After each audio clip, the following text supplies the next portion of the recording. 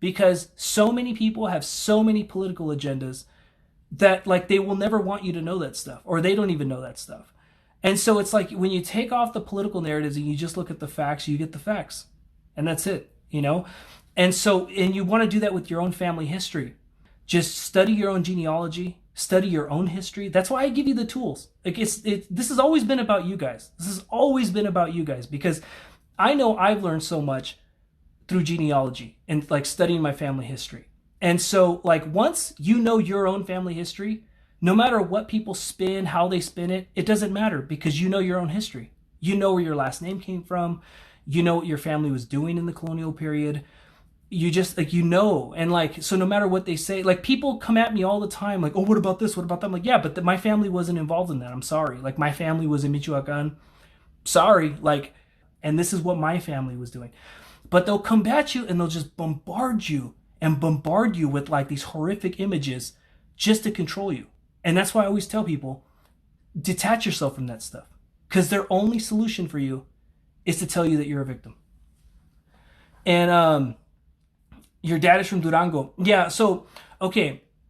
One thing you will notice about people from Durango is it was founded by Basque settlers. So, I mean, all of these places that were settled and like founded in Mexico, they were all founded together with like Tlaxcalans, Purépechas. So you have to factor that into your ancestry, okay? Like when you see that you're like, oh, it says that, like if you're doing like 23andMe and you're from Durango, and it says on your 23andMe that you have Central Mexican ancestry, that is likely Tlaxcalan. Because in places like Durango, Zacatecas, Chihuahua, there were no cities there. I mean, there were indigenous people, there were indigenous lands, there were like all those things are there, right? There were places that indigenous people resided, but there weren't cities, the kinds of cities that Spaniards lived in. And so in central Mexico it was a little different, right? Because they actually had cities and they had agriculture. They had a lot of things that appealed to the Spanish way of life. So they would build like their town to be like, oh, here's the native town. I'm going to build my Spanish town right next to it. And then we'll grow crops together or something. That was central Mexico. But when you start going north to like Durango and other places, they had to build those cities from scratch. And so when they went to those cities, they took their indigenous allies with them. And so, you know, places like Durango, where they would go and started building cities, and they would build an indigenous city next to their Spanish city. So there would be like a Spanish city, and they called it a República de Españoles. And then right next to it, they would build an indigenous city, and they would call that a República de Indios, okay? And they lived in segregated communities. So they lived side by side, but segregated.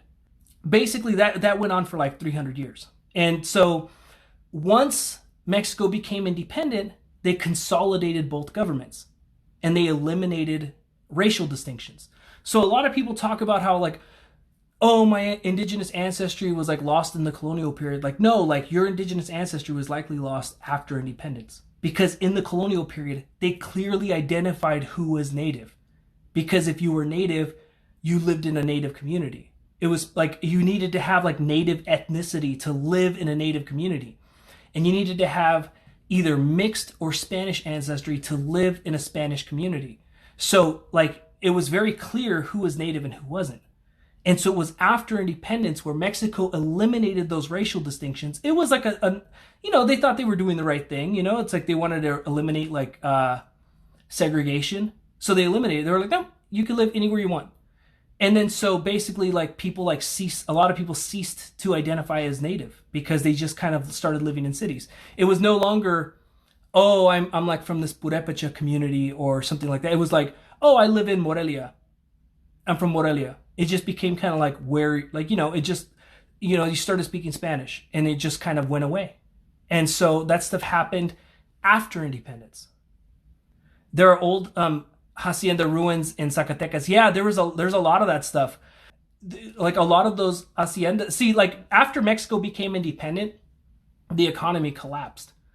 And it never really got on its foot again till like the 1960s or 70s. Like when Mexico became independent, Mexico, like Nueva España, was like the richest place in the entire Spanish Empire. It was the richest area of the Spanish. Like you think of like Spain, you think of like Nueva España, you think of like Argentina. Well, Nueva España was the wealthiest place in the Spanish Empire. And then after independence, everybody broke up and everybody became independent. Like within like 15 years, from like 1821 to like 1840 or something like that, everything broke apart. Like the whole empire fell apart.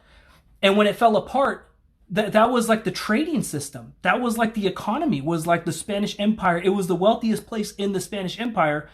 But after independence, the Spanish Empire no longer existed. So the economy collapsed. And so Mexico's economy, the 10 years of war from like 11 years, from 1810 to 1821, that was devastating for the Mexican economy. Like devastating. I mean, obviously, like they had to fight the war, but like it was also devastating. And so after independence, the entire trading bloc, I mean, think of it like you think of like NAFTA, right? Or you think of like the old Soviet Union had like a trading bloc of like Soviet republics. Well, that's like the Spanish Empire was like a system of like colonies and kingdoms and provinces.